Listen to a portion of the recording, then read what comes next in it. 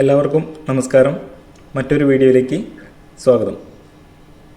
അപ്പോൾ ഇന്ന് നമ്മൾ പറയാൻ പോകുന്നത് തമ്പനെയിലിൽ കണ്ടിട്ടുള്ള പോലെ തന്നെ slope of the ground level അല്ലെങ്കിൽ റൂഫ് ലെവൽ ഷുഡ് ബി 0 എന്നൊക്കെ പറഞ്ഞിട്ട് നമുക്ക് എറേഴ്സ് വരാറുണ്ട്.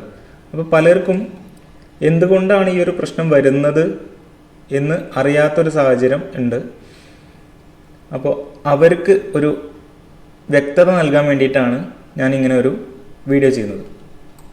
ആദ്യം ഞാൻ ഈ ഒരു ഫയൽ ഒന്ന് സ്ക്രൂട്ടനൈസ് ചെയ്ത് കാണിച്ചു തരാം. ഇപ്പോൾ ഇവിടെ നമുക്ക് ഈ ലെവൽസിനൊന്നും നമ്മൾ നോക്കുന്ന സമയത്ത് യാതൊരു പ്രശ്നങ്ങളില്ല. അപ്പോൾ എന്തുകൊണ്ടാണ് ഈ പ്രശ്നം വരുന്നത് എന്ന് നിങ്ങൾക്ക് ബോധ്യപ്പെട്ട് കഴിഞ്ഞാൽ ഇനി ഇവിടെ നിന്ന് അങ്ങോട്ട് ചെയ്യുന്ന ഫയലിലെങ്കിലും നിങ്ങൾ ഈ ഒരു പ്രശ്നം ആവർത്തിക്കില്ല. അപ്പോൾ അതിനും കൂടി വേണ്ടിയിട്ടാണ് ഇങ്ങനെ ഒരു വീഡിയോ ചെയ്യുന്നത്. ഇപ്പോഴും പലർക്കും ഇതിനെപ്പറ്റി വലിയൊരു ധാരണയില്ല. ഒരുപാട് പേര് മെസ്സേജ് ചെയ്യുന്നുണ്ട് എന്താണ് ഇങ്ങനെ ഒരു എറർ മാറാൻ വേണ്ടി ചെയ്യേണ്ടത് എന്ന്. അപ്പോൾ ഞാൻ ആദ്യം ഇതൊന്ന് സ്ക്രൂട്ടനൈസ് ചെയ്ത് കാണിച്ചു തരാം.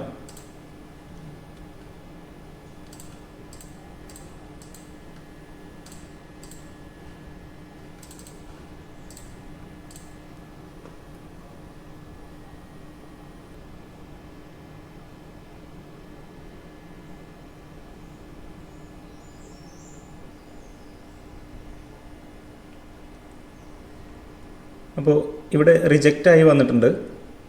നമുക്കതിൻ്റെ റിപ്പോർട്ടൊന്ന് നോക്കാം. കണ്ടോ, ഇവിടെ റൂഫ് ലെവൽ, ഗ്രൗണ്ട് ലെവൽ, അതുപോലെ ഫ്ലോർ ലെവൽ, സീലിംഗ് ലെവൽ എല്ലാം സ്ലോപ്പ് ഷുഡ് ബി 0 എന്ന് പറഞ്ഞിട്ടാണ് കാണിക്കുന്നത്. പക്ഷെ നമ്മൾക്ക് ഇവിടെ ചെക്ക് ചെയ്യുന്ന സമയത്ത് അത്തരത്തിലുള്ള സ്ലോപ്പോ കാര്യങ്ങളോ ഒന്നും ഇല്ലാതെ അത്രയും ശ്രദ്ധിച്ച് വരച്ച ഒരു ലൈനാണ്.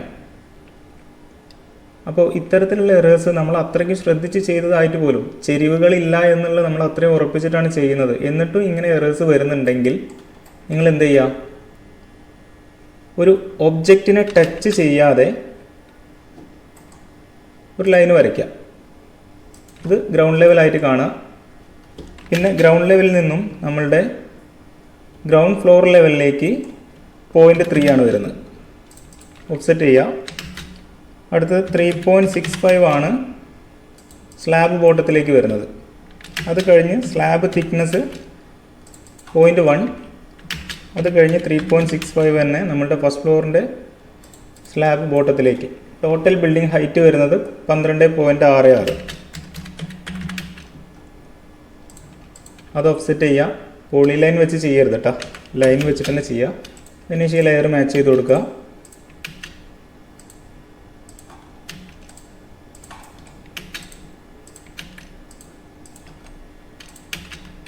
ഇനി ഇതൊക്കെ അങ്ങോട്ട്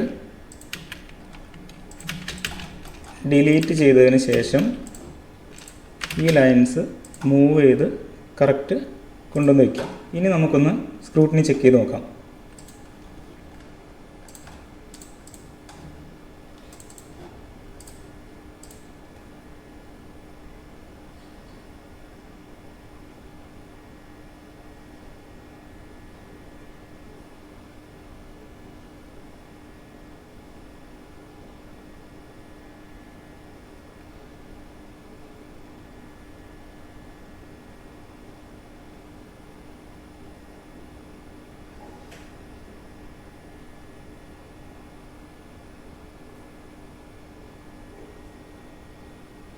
കണ്ടോ, ഇപ്പോൾ സ്ക്രൂട്ടിനി പാസ്സായിട്ടുണ്ട്.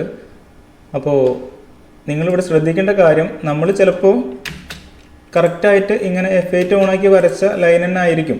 പക്ഷേ ഇത്തരത്തിലുള്ള എറേഴ്സ് കാണുന്നുണ്ടെങ്കിൽ പിന്നെ അതിൻ്റെ പുറകെ പോകാതെ നമ്മൾ ഏറ്റവും നല്ലത് ഒരു ലൈനിനെ ടച്ച് ചെയ്യാതെ അല്ലെങ്കിൽ ഒരു ഒബ്ജക്റ്റിനെ ടച്ച് ചെയ്യാതെ ഔട്ട്സൈഡിൽ എവിടെയെങ്കിലും കറക്റ്റ് ഹൈറ്റ് കാണിച്ചുകൊണ്ട് ഓഫ്സെറ്റ് ചെയ്തുകൊണ്ട് ഈ ലൈൻസ് എല്ലാം വരയ്ക്കുക. ലെയർ മാച്ച് ചെയ്തതിനു ശേഷം ഈ ലൈനെ എല്ലാം ഒരുമിച്ച് സെലക്ട് ചെയ്ത് കൊണ്ടുവന്ന് വെക്കണം കേട്ടോ. ഓരോന്നോരോന്ന് കൊണ്ടുവന്ന് വയ്ക്കരുത്. എല്ലാം ഒരുമിച്ച് സെലക്ട് ചെയ്ത് കറക്റ്റ് സ്ഥാനത്ത് കൊണ്ടുവന്ന് വയ്ക്കുക. അപ്പോൾ എല്ലാവർക്കും ഈ ഒരു സംശയം തീർന്നിട്ടുണ്ടാവുമെന്ന് വിചാരിക്കുന്നു. മറ്റൊരു വീഡിയോയിൽ നമുക്ക് വീണ്ടും കാണാം. Thank you.